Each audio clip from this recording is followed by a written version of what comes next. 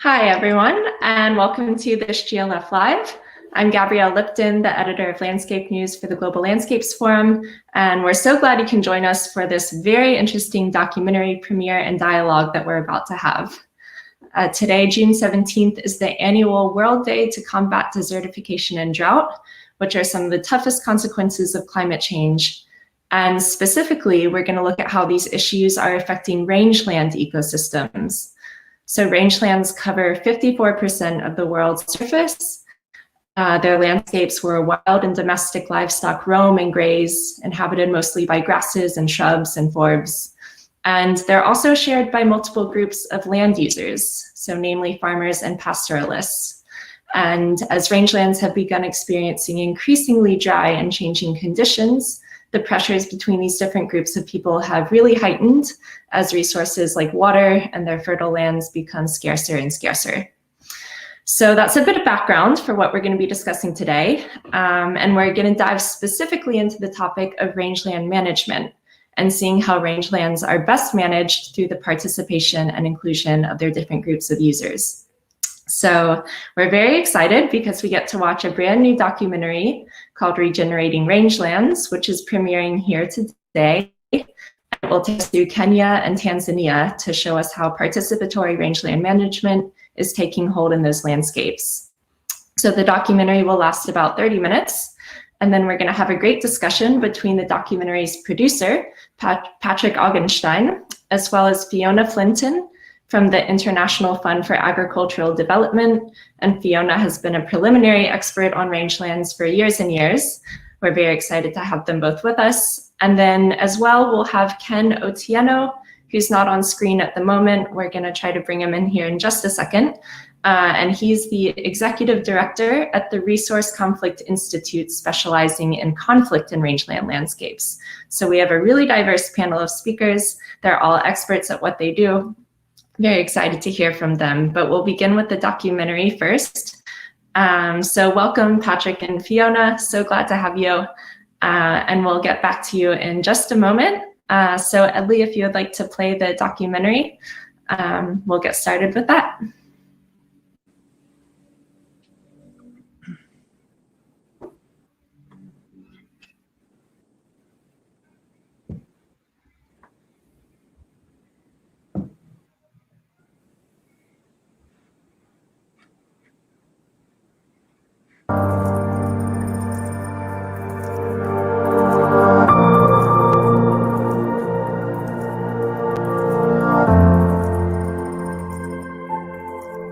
Maisha yangu ya sasa hivi ni tofauti na maisha ya bibi zangu.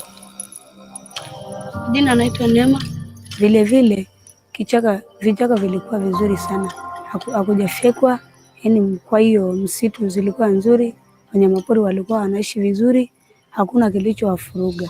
Baadaye maisha ikaja kubadilika kidogo, kukatokea mashamba wakawa wanafyeka, wanalima sijui nini.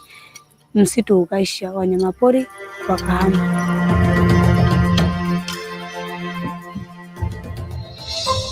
Kitu cha zamani sana kwa wafugaji, msitu, majani na maji pia kwa ajili ya kunywesha mifugo yetu, na sehemu ya malisho ikisimamiwa vizuri au ikitunzwa vizuri. Once, all of our ancestors were of nomadic origin.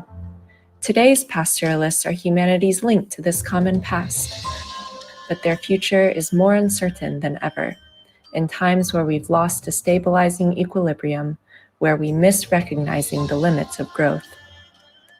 In this film, we follow two individuals in Kenya and Tanzania, witnessing changes in their lives and landscapes, seeing how a new participatory approach on managing rangelands is gaining ground. Kwa mimi sasa, unajua hii sasa hii ni tegemeo letu, na hii rasilimali hii kwa sisi. Wanyama kwa sisi ni rasilimali kwetu. Kwa sisi hiyo ndio tegemeo letu. Hata bwana sasa hiyo siku ya kwama ilikuwa ni shida hiyo nyasi na maji. Haikuwa shida zingine. What threatens pastoralist societies today, and why is their destiny so closely linked to all of us in times of mass extinction, a climate crisis, and the accelerated loss of topsoil that anchors all terrestrial life? How can pastoral communities be strengthened and rangelands be restored, the places they've called home for millennia?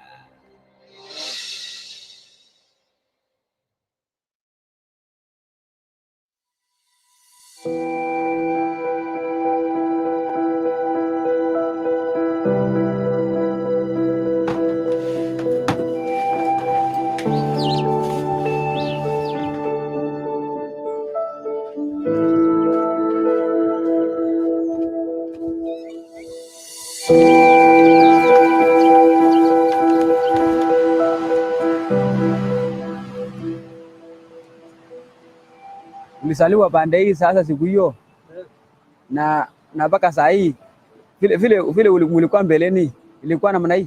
Awes sabega kuya gatul go yue. O sara lang atia bonjan ko changin mesin ko lang ma ngat aini. Ko ngnya na. O ma che sa che gote punya.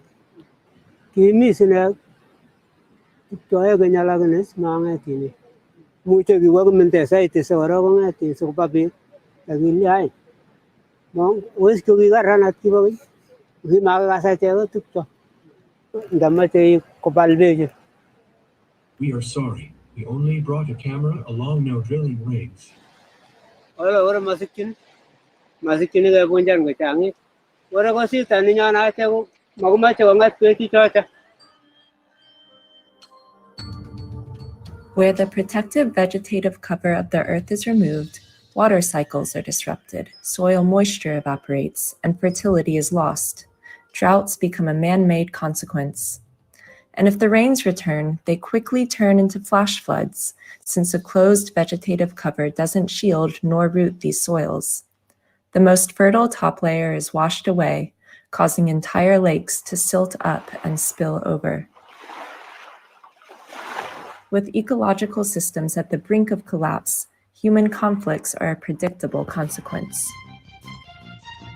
Reports indicate that the warring communities from Baringo North, Baringo South and Tiati constituencies are fighting over a pasture that is found in Arabal, which is at the center of all communities. The conflict is threatening to escalate, with area leaders calling on the government to deploy more security personnel amid fears of retaliatory attacks.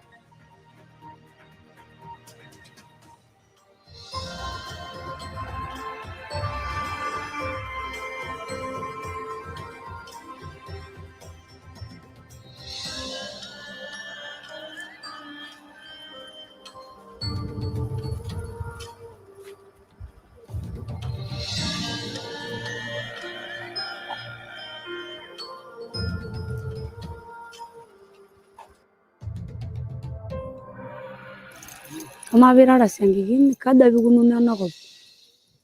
Anamarira abantu biting. Nigo na ko magura ne gara mati me dengan kurma na ko ne dengan larabal. Ora bagra sengigini. Ne sabu genti tangkop. Ero ga bi mana ko ne dungin timi ne ko magura na dare tengu. Mana ngo na lengo mero ngop ne sika magura ren sudori. Mara me ankara ne sike na mala me lor ko dira. E na ngono ngop na rongo. Mara da ngono ngop.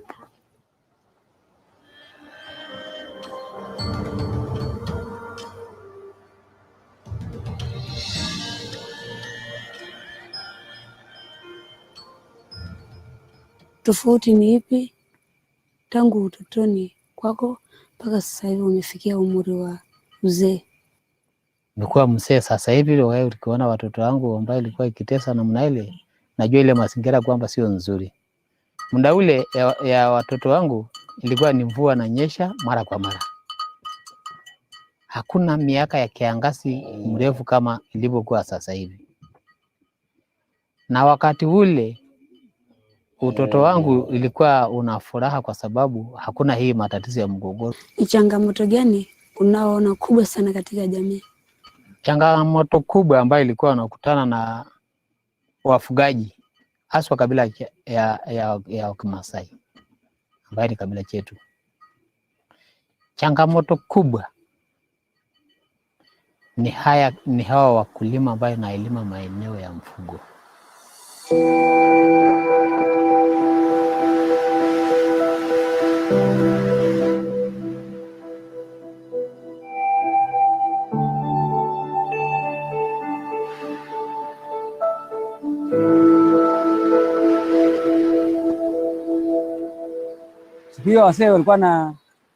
Siku hiyo wasee walikuwa ndio wanasema na chief ndio walikuwa wanazungumzia kuhusu maneno ya nyasi, lakini inasemwa tu sasa msiguse huko nyasi, lakini hakuna mwenye anashughulika, hakuna mwenye hiyo itaenda mpaka wiki moja ndio hiyo ripoti isikike, na huyo jamaa amekula amemaliza imesharibu nyasi. Labda nyingine hata isaenda sasa mwezi moja, kwa sababu kama usapata mtu ambaye utapea ripoti mwenye anahusika na hiyo maneno. Kachumba sees the need to investigate how lands can be managed more productively and joins a group of like-minded traveling to a place nearby. I want to ask you about this preparing of your farm. Pale naleta samaki ya ng'ombe, samaki kwa sababu nimepanga mawe, samaki hiyo maji nawacha samaki hapa. Nilianza ya kwanza ilikuwa mbogani kabisa, ilikuwa hakuna kitu. We now know that even in this dry land area, stone area, you can do something and you get something that makes sense, because if you fence, you protect the area. If you don't fence, many animals will graze there. They will land on the soil will become loose, and when the rains come, the erosion will start. I don't move away, from one place to another place, because I have already established mine. I'm cutting my pastures, grinding it, put it on my store, and then use it during the dry season. Utakuwa na nyasi ambaye ukiingia wezi onekana. Wakati wa kiangazi. Hii, naona hii mbegu. Naona hii. Hii mbegu ni mali. Naona? This is now the pastures with grass seeds. Nataka nikuuliza sasa kwa hii kiwanja yako sasa unasongeza iwe pana kidogo, ama ni ngumu kwa ya pesa ama nini, ama pande hii imetengwa hapa ndio imetengwa? So my aim is to extend from that side. I want to extend and fence 30 acres, so that I establish pastures on that 30 acres. Kachumba returns home, convinced that a higher level of plant growth is possible, but in doubt if parceling and fencing off would really be the way forward for his communal land.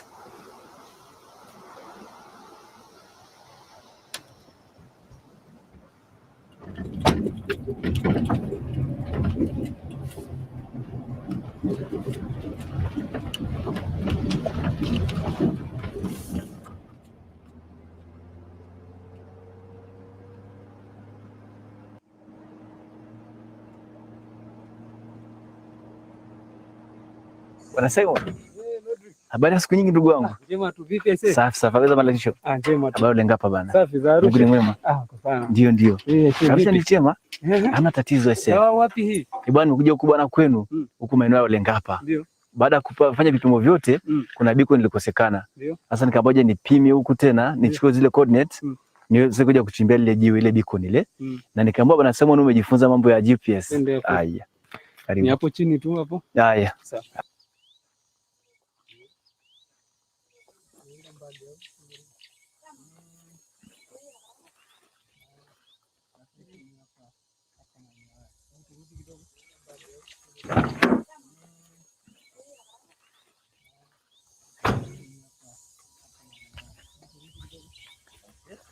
Pole bana. Asante.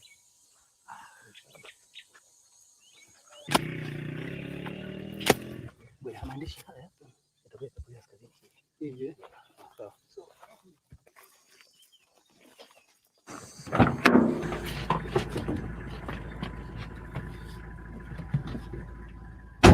Bwana Simon. Yes.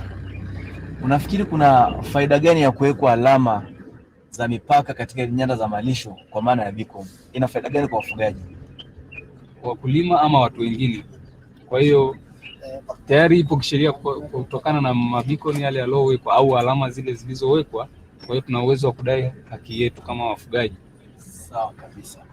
Na katika maeneo yetu manne, vijiji vyote vinne, mmefanikiwa kupata hati miliki za kisheria au zipo tu? Yeah, tumepata kabisa. Tunayo hati miliki hadi sasa ambazo zimetoka CEST. Hey, Neema. Habari yako? Salamu. Habari ya siku nyingi. Nzuri. Unakuwa unachunga mifugo yako bwana. Neema, mambo. Unataka mwasa hizi? Mambo. Asante sana. Tunaelekea hapo kwa mzee Baraka pale. Kuongelea mambo matatu kwa mambo aliangapa. Naona mifugo imefurahi kweli kweli, kuna majani ya kutosha. Kabisa. Asante sana Neema. Umependeza. Bye. Habari. Angalia nioneni, nipo kwenye gari.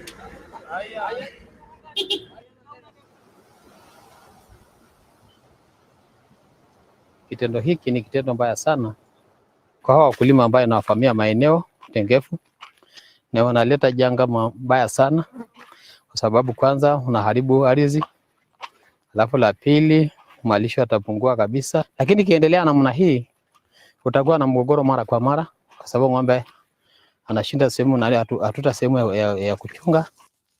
And it is not only the encroachment of small-scale farmers or agro-businesses eyeing rangelands. It can also be much-needed renewable energy projects that didn't keep their promises, setting up community water points that never fully worked. Kenya's quest for increasing the proportion of green energy drilled the first of 30 well pads in Parker Hills, Baringo County. Capacity of 3,000 megawatts of power, which, if harnessed, is expected to be a game changer in the county's economy. The more fragmented the communities are, lacking proper title deeds, the more difficult it is to speak with one voice. Kiasi yote kwa tangi sisi hatutapiga maji ingine. Unaona inamwagika tu chini. Taisha kwa tangi na mtateseka. Unajua zaidi.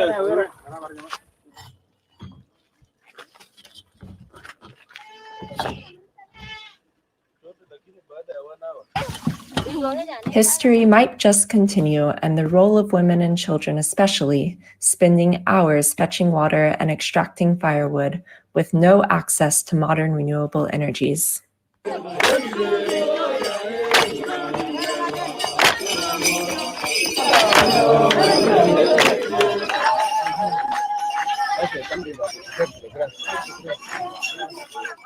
Ani augulo toto ko woto wote kwa marato tukunie toto ko rono marato ninyo kwa kamba kwa kama ngát kama nyu ko ataki ama tukun me so ba ke uwa to na ne ke uwa to lo yo ma cứ ko na bu ke nyu ata na ya nu tukun ko mu nu ngom nang me la ma le jona ki uwa te si da ne to wa nya su la ko ke pe te ba ke ri po to mo kama ye so nyu ni nyeri le ja kwang tie unyu nyeri le ja kwang kama am mi ne nyo pe to ba ka soro kama nyo no mo te ne ja to ko si den ke jo ba kama ko mu ne kama so ka ke mi te nya nyar mi te ju na da ni mo ne ja na bo jo mi ko so a lo ra kan ko na ja ni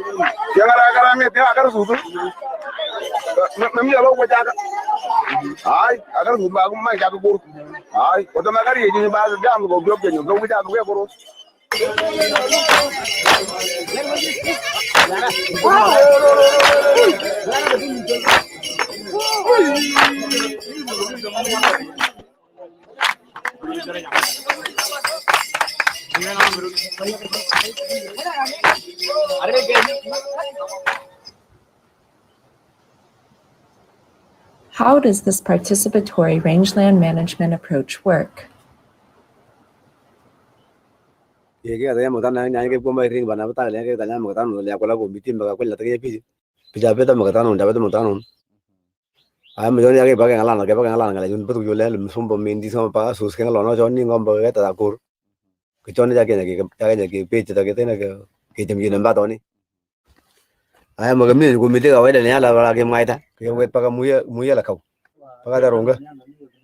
Mita. Begini ta sata ngadin ta ko tanyo ram go ta ni ke ta sus. Bugur ta ma gor la wel ta yaita. Otini ya bagi gitor ngalama katanon kene tata pi kenyur ba ngalama somo lo ke na tanyo karama ke nyur lo kim purtong mo ko ba poi age nyur kine tu to karama ja ke nyur ke ri ke ya ta poi jo ma ke do pa nyesu pi pi magatanon na je te ke ma la kau te ke nyur ngale de pa kine tu la kau age kol ko kon to ke tori te ke nyuru ba ko kon to ko kon ka wala kyo ipu ribotin te mo ji ni ko kon ka wala kanya bolo anta ka poi punta anta ka chane punta mag nyur ne ja ta kelum ngala riboti wala mo anyi ni la seram ba piti nyur ke pi ja mi ta pi O mo ja bala serama mo katani ki koleja. O tena ke pete ja lo pete ke pete ba ko poi ja lam snioni. Akene te ja bala ta ke ngalioni oglu mai la smaki. Ngo ja ba seral mandale ni ke mo lenge de ke breja sera nyaman. Bere yang ngopo werke chongo po yingo yutne la pai mo katana ba moja agde ke nyur no kret lo bi to pagisha bangun. Kita te chama uni kita te ne ja konga. Miti ba moja. La bija ke ngomi to jar. Kamera ke rip kur. Pita ba susopin. Kapar nyo jab kamat. Choni ni ba jo siye jale ke ngara ke ja. Gusu choni ki kang puchoni. Yo gise ba tukun. Yo gise tukun meta berongo no na nyona. Ke kar rongo no ni tanyoni.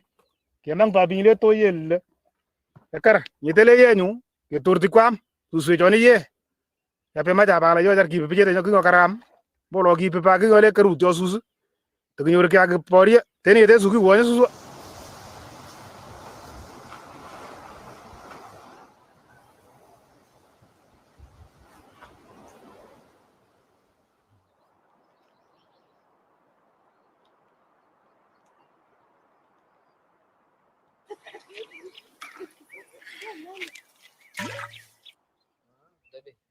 Participatory rangeland management is a step-by-step approach.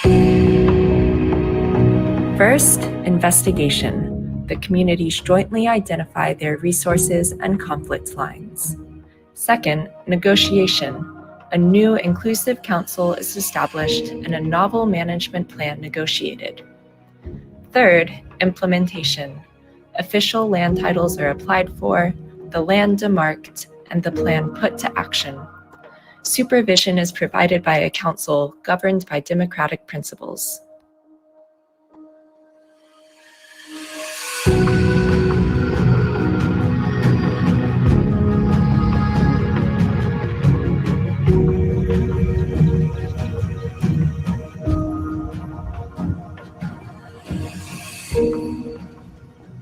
Hali ya mifugo sasa hivi ni nzuri, wamekuwa na afya nzuri, hawakuwa na shida yoyote.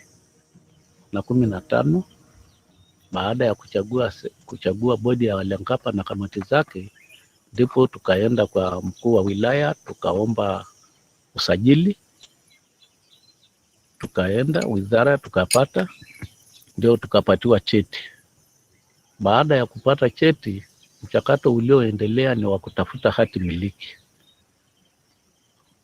Ore changamoto tulizokuwa nazo awali kabla ya hii eneo letu hili, kulikuwa kuna mfutano kati ya mkulima na mfugaji, na kati ya eneo la kilimo na eneo la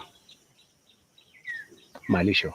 Sasa baada ya huu mpango sasa kuingia, ile mfutano imeisha.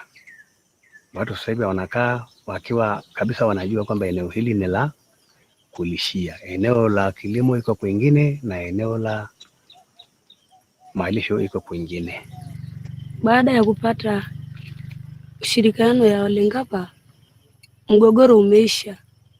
Kwa hiyo mifugo yamepata nafasi yao ya kufugia, majani yanaanza kuota vizuri kwa sababu hakuna mchanganyiko. Mashamba tumesogeza upande wao na mifugo yanapata nafasi kubwa sana ya kulishwa. au ya kuchungwa. Kwa hiyo sasa hivi mifugo yamenenepa na maziwa mengi tunapata. Kwa hiyo sisi watoto na sisi wazazi wao tuna afya, kwa sababu maziwa yameongezeka na ng'ombe yamenenepa kwa ajili ya majani. Tunaingia kwenye agenda nyingine ya uchaguzi. Kuchagua katika agenda hii tunaangalia kwamba mwenye hii nyanda ya malisho tunataka kuigawa. Sijui tuigawe katikati au tutoe nusu, ninyi ndio mtaangalia. Eneo la kiangazi iwe kubwa kidogo, kwa sababu kiangazi haijulikani anaweza kunda muda mrefu, alafu na ng'ombe anaweza kuchoka na anaweza kufa kwa ajili ya njaa. Kita bawa labara. Kamu kasih lagi jaga makare. Nada senano. Boleh. Sedai na. Kupiga kura.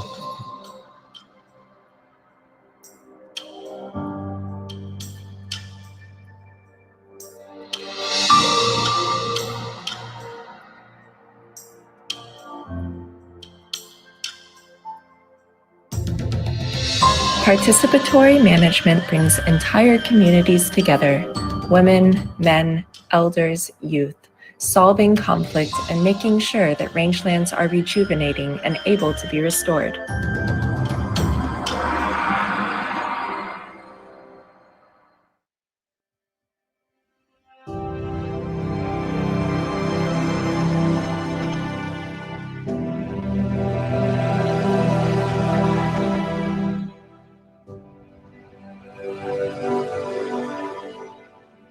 The word planet comes from planetai, meaning wondering.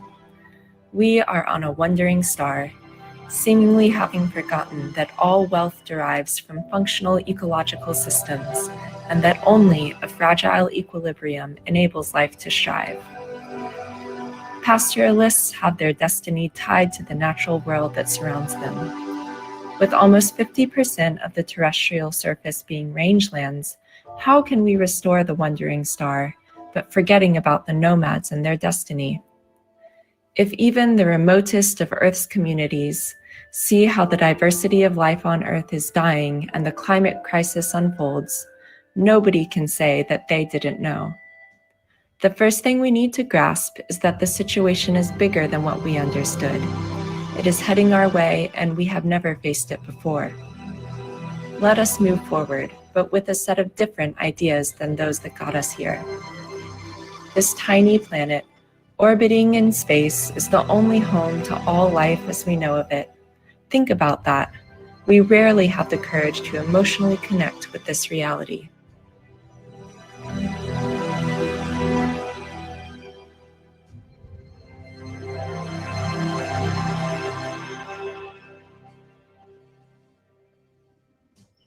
Mazingira yakishakuwa na afya nzuri, na si binadamu tutakuwa na afya nzuri.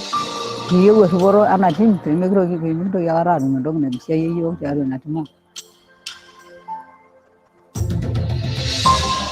The health of the environment can be seen in the continued accumulation of organic matter. Where no soils are exposed, biomass grows, and the cycle of life renews itself infinitely, enabling evolution to diversify and continue. Where human conflicts ease, peace returns, allowing people to look into additional sources of income, to educate themselves, and to proactively manage reserves. Mifugo yetu kwa sasa hastahili kuletwa huko, kwa sababu kule eneo la Lengapa tuna maji mengi karibu na majani. Kipindi cha kiangazi mvua ikikata ndo tunaleta mifugo huko. Tunakuja kunyesha huko kwa sababu maji kule nyumbani zinaisha karibu na maboma.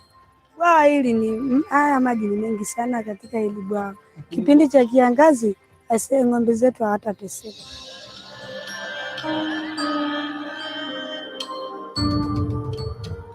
Kitu kitakachotakiwa kifanyike, watoto wangu baadaye waishi maisha mazuri, tuendelee kufuga vizuri, tuendelee kutunza mazingira yetu.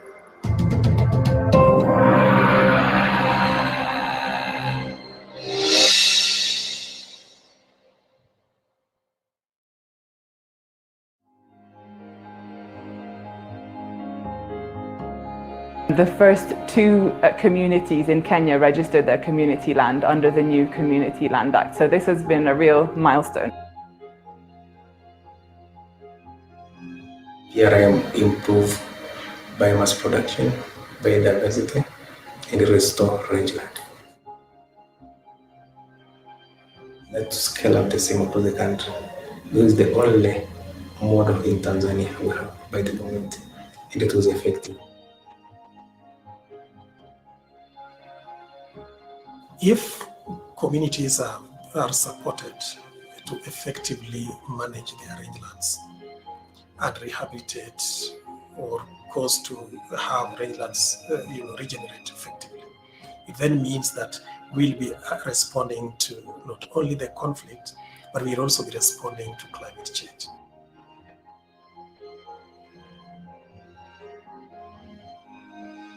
So nearly half of the Earth's land surface is classified as rangeland, and the health and productivity of the land are directly critical to the livelihoods and cultures of more than 500 million people around the world, many of whom are indigenous peoples.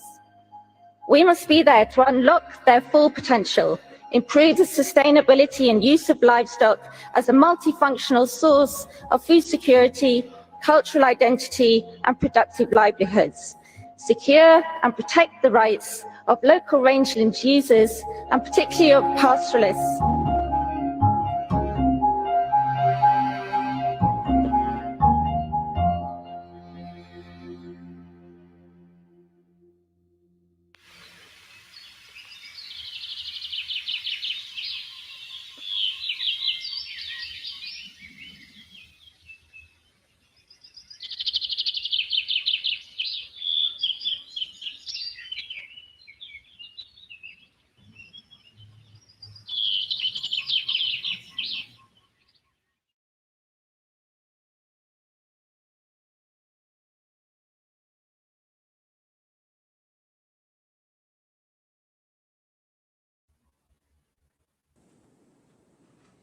Hello, everyone, and welcome back. Thank you, Patrick, for making and sharing this amazing documentary with us.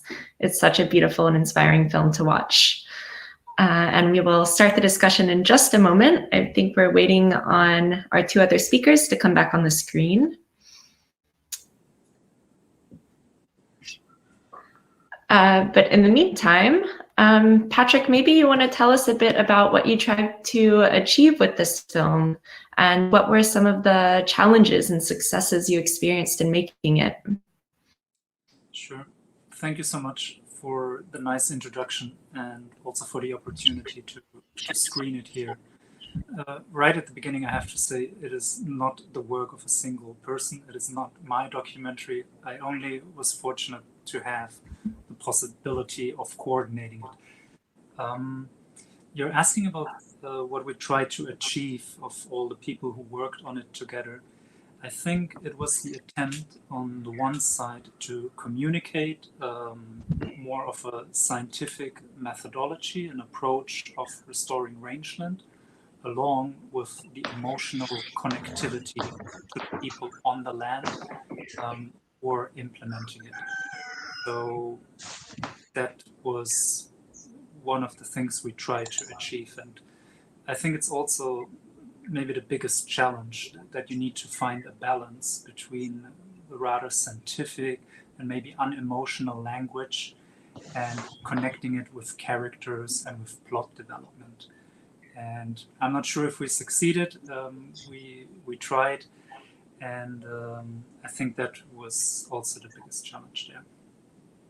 Thank you so much.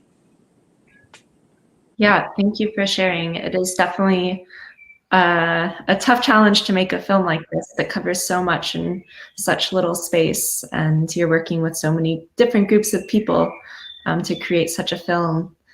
Ken, thank you so much for joining us today. I'm glad we are finally able to get you on screen. I'll reintroduce you. You're Ken from Reconcile, so you're dealing with conflict between land users in these landscapes. And we saw you at the very end of the film there as well. It was nice to see you on screen. And And I'll put a question to you now. In the film, we heard about people of an older generation recalling times when rangeland ecosystems were more healthy and more fertile. So how have you seen, or how could you give us a bit of background on the degradation of rangeland landscapes and how it's really changed in recent years? Thank you very much. It's great to connect with the film and the audience. Yes, it is true that there is a sense in which the current participants in the film who are being interviewed or who are interviewed do express what was there before and what is here now. And there are a number of factors, and I'll restrict myself to maybe one or two factors. One of the factors that has really led to rangelands degradation is a factor around land use patterns, which have changed over time. This has resulted into, the coming in of farmers or use of plowing of the rangelands or investing in otherwise areas which were not originally meant for crop production and other things. And this results into, the entrance of new different species of plants, which eventually have implications on rangelands.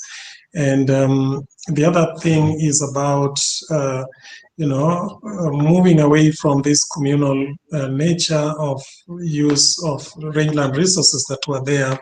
But then we are seeing a pattern where now people are getting into, people are divided between, individual use of land and communal land use. But all these things then means that we put a lot of pressure into the use of rangelands and therefore force certain production systems into, in a non-traditional way.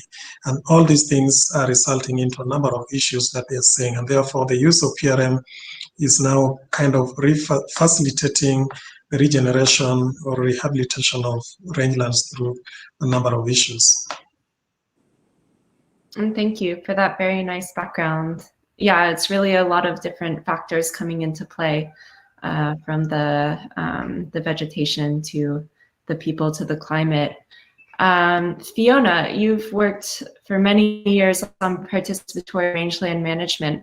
Could you now give us a bit of history on the approach and when it was introduced and became a bit more institutionalized as well? Sure. Yeah, it's basically was developed in Ethiopia. There, when I was working with some colleagues at Save the Children in Addis, we saw that those forests were getting a lot of attention, and there were processes to secure the rights to forest for communities. The same wasn't happening in rangelands. So we said, well, here in Ethiopia, the participatory forest management is accepted. Why couldn't that be applied to rangelands? So we basically produced the guidelines and introductory guidelines, taking the process from participatory forest management and adapting it to rangelands and kind of put it out there as a process for people to pick up and test, pilot, apply, and see what the experiences were. So this was done. It was piloted in Ethiopia and then has been upscaled by a USA-funded project across over 1 million hectares.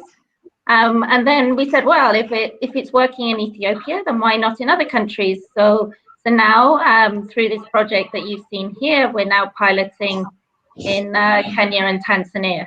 The process has gone very well. So now we're saying again, well, what next? And at the moment, we're drawing off the lessons through the films, through documentation, and then hoping to be able to take the process and test it out in other countries as well. Mm-hmm. So it's really still very much in the process of being upscaled and spread around these regions in Africa. Thank you for giving us that context. So one of the main points about it spreading is bringing in the different land users and bringing them together in this process. So Ken, could you tell us a bit more about these different groups of land users in rangelands, and specifically what are the points of tension that are difficult to overcome in this process? Thank you. I think the starting point, we're starting from a point that a majority of users are pastoralists. A majority of users of rangelands are pastoralists. But then we are also appreciating that there are other systems of land use that are also within rangelands. And we are also understanding that the bigger livelihood system that is supported within rangelands is pastoralism, which basically then means is a livestock production system. And conflict has been an intrinsic part of these communities for years, actually hundreds of years. And what has happened is that over a period of time, different users have come in and different stakeholders have been involved.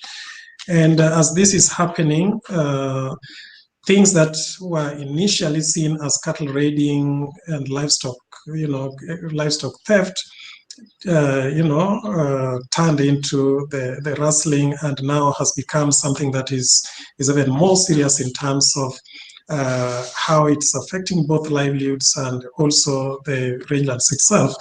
And therefore, there are also other things that have also motivated, tension between different communities, because it is no longer, most of the users or the inhabitants are no longer homogeneous. You'll find that there are different ethnic communities within these places, and their mode interest and land use strategies and methodologies now vary. And in doing this, you realize that there's tension between livestock producers, there's tension and crop farmers, but also there is also the issue of land, which now is becoming a factor of conflict, because other than the communal nature of use, there is now the aspect of land fragmentation coming in. There is the aspect of boundary questions. There is the issue of climate change, driving certain demands for sustainability. So all these things are intertwined within the conflict being realized or being experienced within the rangelands and within the pastoral areas. Mm-hmm. Thank you for that very nice background. Fiona, I'll go back to you. Bringing in, we saw in the film, the Community Land Act in Kenya is helping to formalize these participatory rangeland managed design systems. What other types of legal frameworks are needed to support PRM and also overcoming some of the conflicts that Ken just described for us? That's a bit of a tricky question. I mean, one challenge with any formalization process is that it can have positive benefits. It can have benefits, but it can also create problems.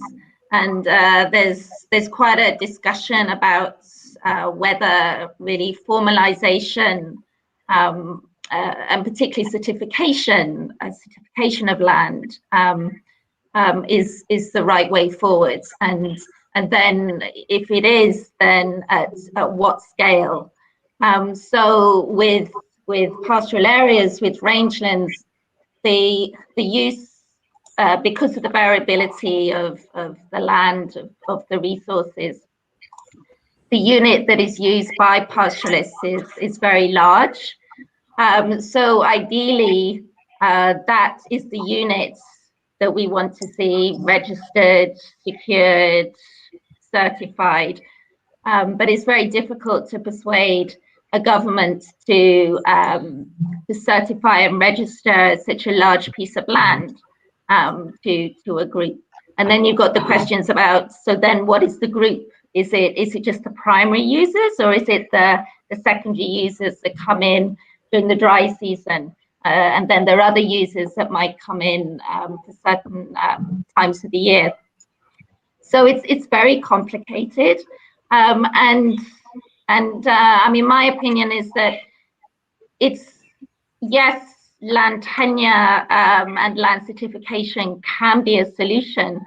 But because of these challenges, in some ways, it might be better to look at other processes. So something like land use planning, for example, if we can show in land use plans that this is the grazing land and it's agreed and there's some legal protection to that kind of that formalization through a land use planning perspective can in some ways be less sensitive or less likely to cause conflicts or challenges than actually a certification. Another issue with rangelands is that there's all sorts of different layers of tenure. So you've got the wider landscape, and then within that you've got, say, plots of cropping land, you've got trees, you've got wells, you've got dry season grazing areas, wet season grazing areas, and all of these need to have their own layers of protection underneath the landscape. So if we're looking at frameworks and policy and legislation, I would say yes, there is the land aspect, that the land policy and legislation that can exist, but we can also look outside that for other ways to protect rangelands. And for me, I think the more layers of protection that they can get, the better. It might not only be certification that's needed, but if we can add on a layer of land use planning or registration with the Ministry of Livestock, or protection of certain trees, or through a conservation designation, all these different layers will help to provide a more secure base for pastoralists and other users. Mm-hmm. So it's a very multifaceted process, and there's so many different pieces of this puzzle that have to be put together. And I'll ask you a follow-up on that as well. When you're talking about these different forms of formalization, and you said this started in Ethiopia, now we're looking at Kenya and Tanzania. So as you're growing participatory rangeland management and applying it to different landscapes, does the formalization process often look different? And in landscapes where you're looking to spread this approach next, how does formalization, from what you've learned, how does it apply across different landscapes?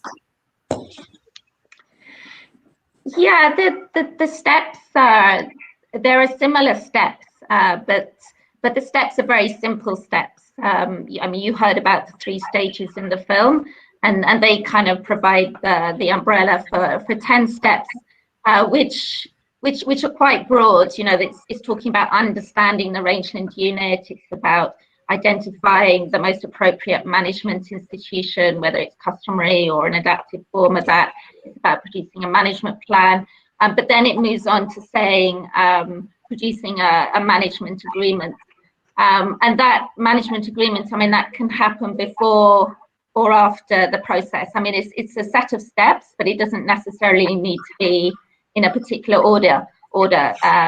And sometimes it's better to try and secure that land before the process rather than as an outcome of it, depending on the context. So the good thing I think about PRM is that it offers these steps, but they can be adapted to the local context and to the local policy and legislation. And in some places where it's been implemented, say Tanzania, that land has already been secured through a process of land use planning and certification, whereas in Kenya it hadn't. So we've seen the difference of that application, and in Kenya, through the PRM, it's now moving towards a certification process because the PRM helped to define the unit, helped to define the group, helped the group to come together and have a stronger base for certification going forward. So because it's quite a simple process, it's very easy to adapt it to different contexts. Okay, that's great to hear.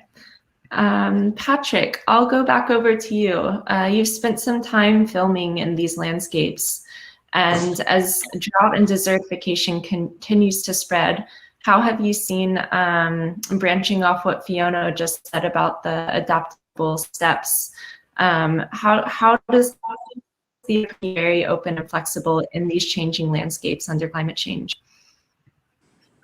The line was a little bit cut, but I'm not sure if I got the complete question. Maybe if the emphasis was on landscapes, I would say maybe the biophysical component is not so strong in this, linking to what Fiona said earlier, because these are management issues, right? And the land use we have is a consequence of the political negotiations that are formalized or non-formalized. So along with what you mentioned earlier, drought, which I think in most cases, and to the severity as we have it today, is man-made, same with desertification. By definition, it is a process triggered through human interaction with the landscape and degrading the ecological base upon which the pastoral communities depend upon, just like everybody else who lives on this planet. So I think the emphasis might be on the political negotiation, and I think that is also what I experienced from having the opportunity of working with the PRM approach as a documentary filmmaker. It targets the negotiation process, and it targets the tenure system, and it targets how the land is actually managed. So there is this adaptability, and it's not so much of a, let's say, biophysical technocratic approach to landscape restoration or landscape management. So I would vote that there is a high flexibility and adaptability of the approach as we have seen it in the film. Mm-hmm. Great, thank you. I'll switch gears a little bit, and this also branches off one of the questions that someone has already asked in the chat, and thank you to everyone for putting forth your questions. But Fiona, what is the role of local knowledge and traditional knowledge in PRM mapping and planning and the approach more generally?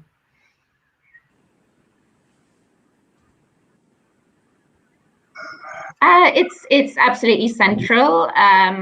The whole process starts with bringing communities together, bringing the community together and facilitating a participatory mapping process. I mean, we push, advocate that this is the first step. And, you know, that process gives the communities an opportunity to, through their own knowledge, describe the resources, the challenges, how those resources are shared, etc. And then from that, I mean, that's a very starting point of then saying that, you know, how do we move on from here with the communities?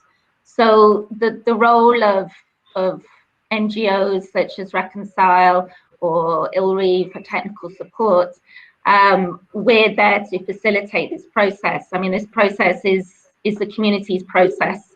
It's working through the process with the community and building their capacity to take the process forward, giving them some space to think about what the challenges are, whether there are institutions that exist at the moment are the right institutions for managing rangelands,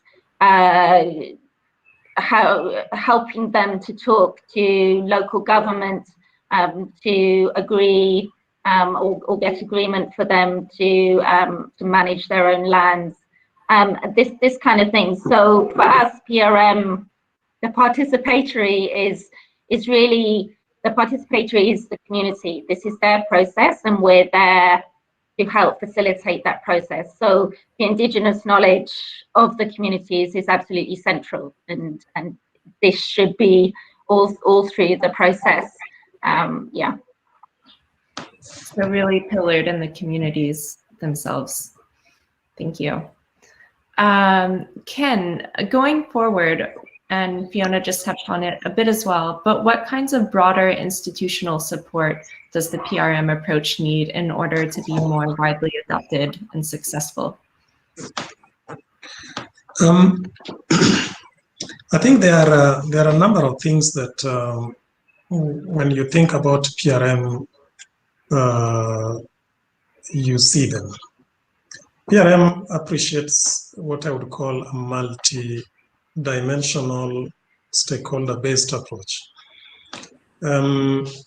You have seen that PRM has several pillars. Even as when you start with the, with investigation, negotiation, and implementation, you are appreciating that you require some policy direction. You require some legal frameworks. You require some plans to be put in place. And you also require institutions for engagement and implementation. But most fundamentally, you also require capacity development methodologies or capacity development for different stakeholders. So when you think through it from that perspective, then you look at resource, the natural resource aspect of it, which of course is as inclusive as practically can be. Then you see people and you see their resources and their institutions. Now, we are talking about a pilot process here. And as Fiona has given us the experience stemming from participatory forest management, we are now getting into the actual, context where even forest itself exists. So there's need to look at how we can sustain the full uptake of policy, the concept of PRM into policy processes. We also look at how we can also ensure that then we have legislative frameworks that then help the implementation of PRM. And then the third one is we also expect to see how plans that have been mentioned, such as the land use planning, rangelands management strategies, can then appreciate that they are part of the legs and tools for which rangelands can be used. And then we need to look at how we invest heavily in capacity for people, both the resource users and even government, to understand the concept, appreciate it, and let it roll. But fundamentally is we also look at another greater investment in terms of how communities then uptake this process beyond just support from institutions that are external to them like ourselves. And that is where even the question you were asking about the nexus between traditional or cultural knowledge and the formal knowledge or the conventional methodologies will then apply. And therefore, I think the greatest thing that can happen is, making rangelands, PRM process be a process which then looks at, the intervention from a more ecosystem-based approach that is then realizes impact of scale. Thank you. So again, the ecosystem approach that brings everything together. We've had a number of questions asked in the chat box, and I want to make sure that we have time to answer some of them. So I'll end on this question for now before going to questions from the audience. And looking forward a bit, as the UN Decade on Ecosystem Restoration has just started, there's the AFR 100 initiative in Africa, which is also restoration focused. Patrick, one of your expertises is also in landscape restoration, in addition to the film work that you do. So how do you believe that PRM supports these ongoing restoration goals in Africa and in the decade to come? Yeah, thank you very much for the question. You mentioned the African Forest Landscape Restoration Initiative with 100 million hectares by 2030, I think. The pilot countries, which Fiona and Ken mentioned, Ethiopia, Tanzania, Kenya, they all pitched to that challenge. So there is a lot of surface land in the pipeline, which is meant to be restored by 2030. And having worked in the past a little bit on landscape history in the neighboring country, Rwanda, one could see that like even the highest peaks of mountains, in that case volcanoes, they have been used traditionally by rangelands. Maybe not today anymore, but like 50 years ago or 100 years ago. So the impact of pastoral communities on these landscapes is definitely there and historically conditioned. So I would say there is the category of rangeland probably extends to all of African surface, and the approach is highly applicable. So one can roll it out, one can look into how ecosystem functions can be restored in these places. The way I understood PRM, and please correct me, Ken and Fiona, if you see it differently, but I think it's a very strong enabling mechanism for landscape restoration to take place. And it is very adaptable. You have the community in the center, and therefore you can address a lot of different landscape types in the African context, but beyond. So maybe it would be interesting in the future to see how is that approach being rolled out in other rangelands, be it in South America or in Central Asia. What kind of adjustments would need to be made in order to upscale it there. But it definitely has a strong role in the UN decade for ecosystem restoration, which lies ahead of us. Thank you for the question.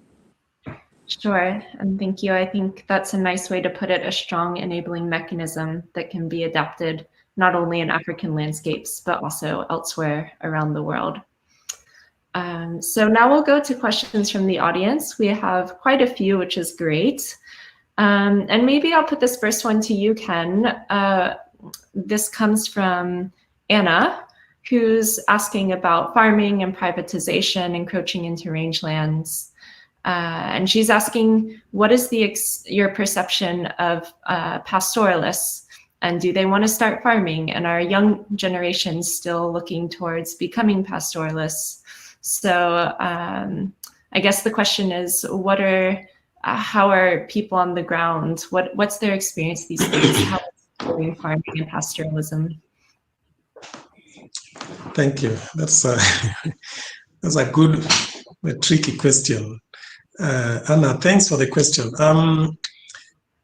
There's this whole conversation about livelihood diversification, and even if you looked at it from the pastoralists planning their own calendar, they defined well, it was even in the film. They defined themselves in a manner that even though they were pastoralists, that there are certain practices which have come over time. The entrant of small, crop farming as part of the things that they do. But largely it's about what other alternatives to pastoralism do exist and what opportunities are there. And what we've seen in this whole aspect of piloting PRM in Kenya, the project had the component of the Rangelands, Community Rangelands Investment Fund, and this created an opportunity for the rangeland users to define and decide on what kind of projects they would look at. Our expectation probably as this was being put there was that they were going to bring in new ideas and new aspects. But strangely enough, what they've looked at as a way to strengthen their livelihood system is not necessarily to diversify, but they've come up with the projects and initiatives that have looked at water rehabilitation, that have enhanced production of more increase in beehives, things that are working towards the restoration of rangelands. They've looked at the issues around grazing, reseeding, rehabilitating their degraded spaces for more grass, and they're using this now as an alternative way of gaining resources. So I don't have a direct answer on whether they will decide to go to farming or not, but the thing is there are as many opportunities that exist, but more importantly is to look at how these have are they externally brought or induced, or they are self-evolving. Mm-hmm. Okay, thank you so much. Fiona, I would like to go to you now. There's a question from Helen about asking about the role of gender in PRM. So has there been any resistance to women being fully involved in decisions and negotiations? We saw in Patrick's film that women seem very well included, but if there are issues, how are they managed and resolved? I couldn't, hand on heart, I couldn't hand on heart tell you exactly what the situation has been in Kenya and Tanzania in the last couple of years, but we did a review of the process in Ethiopia, and quite an in-depth review before the piloting took place in Kenya and Tanzania.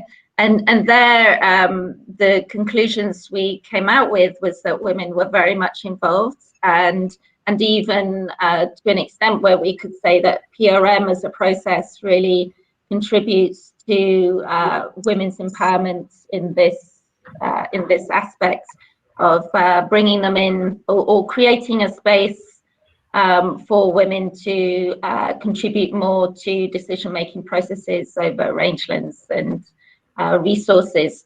And I think this is the case because it's the management of the land is not such a politically entrenched aspect of life. It's very much a functional activity work that needs to be done, and women are included here because they are involved in it, because they're rangeland users. They're not involved in this process because they're women as such. So through the process of PRM, it really creates that space for all rangeland users to be involved in the decision-making process, whether they're men, women, young, old, and it really supports this. And in the facilitation, there are ways to also encourage this. There may be some encouragement needed, particularly in more patriarchal or publicly male-dominated societies.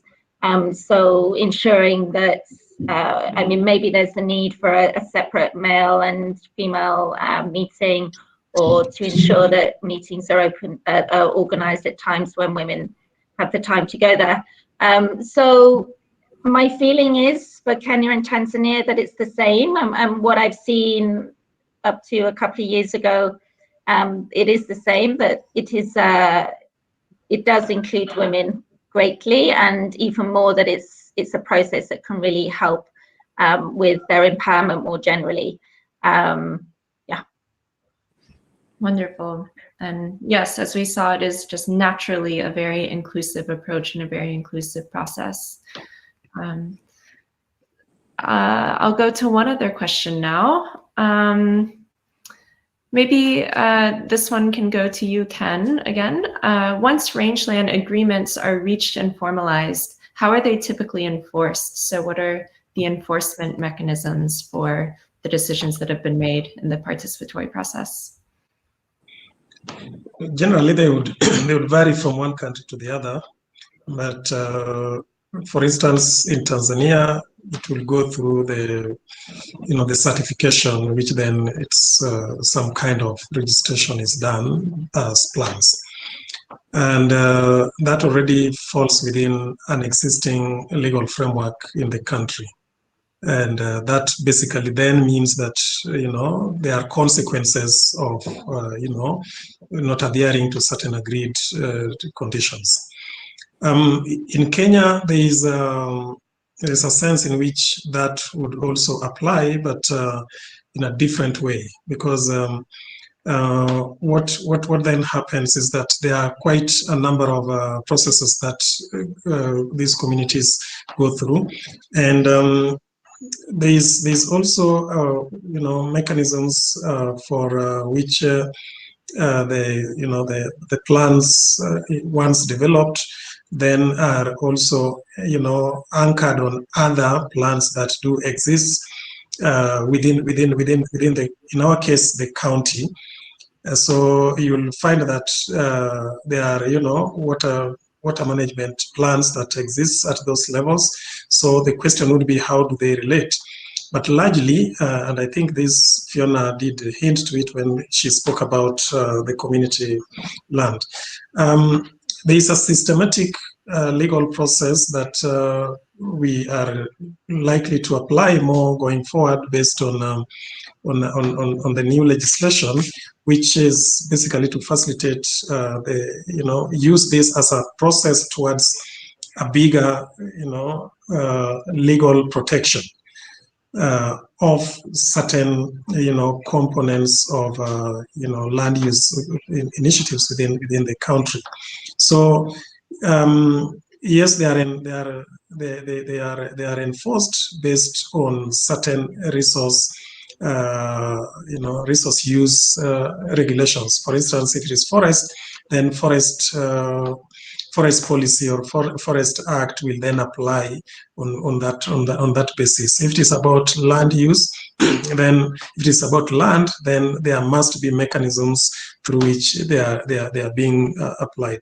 So in short, the enforcement is the plans need to be self-enforcing, so that communities themselves use their mechanisms and use only these plans as a reference for enforcing some of the the inabilities or some of the loopholes that might apply or might be realized during in the course of implementation. But it's a collaborative process. Okay, thank you. So really all aspects of this approach are really grown from the communities and from the ground up. So this is our last question. And I'll put it toward Fiona, but maybe Patrick, if there's something you want to say on it as well. I'll take this question that Iwaju Emmanuel has asked, and I'll broaden it out a bit so we have a nice note to end on. But he asked, how has changing political agendas or interests by governments affected your efforts so far? And then I would like to add to that, going forward, moving into new countries, maybe moving out of Africa and into other rangeland landscapes. How is it going with governments, and what's the best way to collaborate to really ensure that this approach can spread to where it needs to go? I think we've been pretty lucky in where we've been implementing PRMs to date, in that the governments have been very stable in well, at least in terms of the policy and legislation that enables this. Yes, in Kenya and Tanzania, they have, well, Tanzania, the policy and legislation has been the same for several years now, so this hasn't really changed. Things like ministries have changed. So since I've been working there, the Ministry of Livestock has been outside the Ministry of Agriculture, gone back in the Ministry of Agriculture, now gone back outside again. So these kind of things happen. Policy and legislation changes, yes, for sure, are more difficult to deal with, but they tend to move slowly. so one can prepare for them. Changes of ministries, as long as you've got your core people there to work with, then you can deal with that. So I think really we haven't been very much affected by that negatively. Positively, it would be nice if, or we hope that the Community Land Act in Kenya will provide a good legislative process for securing community lands. I mean, it's still being worked through. It's been a long process. In Ethiopia, we've definitely seen over the last 10 years, 15 years, some really positive changes in terms of policy and legislation, well, in terms of policy strategies towards pastoralism. And whereas before, 15 years ago, pastoralism really didn't feature strongly in national policies and strategies, now we have a full strategy on pastoralism. So I think actually things have moved positively. I mean, I'm optimist. And if they have moved kind of a bit negatively, then we've had to adapt to them, and we've been able to do that. And working strongly with the government, you know, in wherever we implement, we've been supporting ERM. We've always worked very strongly with the government as partners, so we're part of that process and kind of have a bit of an inside feeling of how things are moving. Mm-hmm. Thank you, and I hope it continues to go as well as it continues to scale. Patrick, is there anything else you would like to add before we close out of this conversation? A very tiny footnote.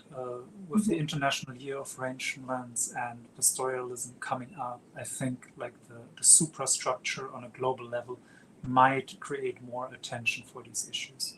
So that might be a way to get stronger political leveraging of rolling this out in more countries. Thank you for adding that important footnote. And thank you again so much for sharing your film. And the film is being finalized, and then it will be available for anyone to view very soon. We were so lucky to see the premiere of it today. And thank you to all of our speakers, to Ken and Fiona and Patrick, for such a brilliant conversation. And to our audience, thank you so much for joining us on this World Day of Desertification and Drought. And thank you for asking all of your questions. It's been such a rich conversation. I learned so much. This will be available for playbacks very soon on our YouTube channel. And thank you again. Wish you all a very pleasant day. Thank you. Thank you. Thank you all. Bye-bye.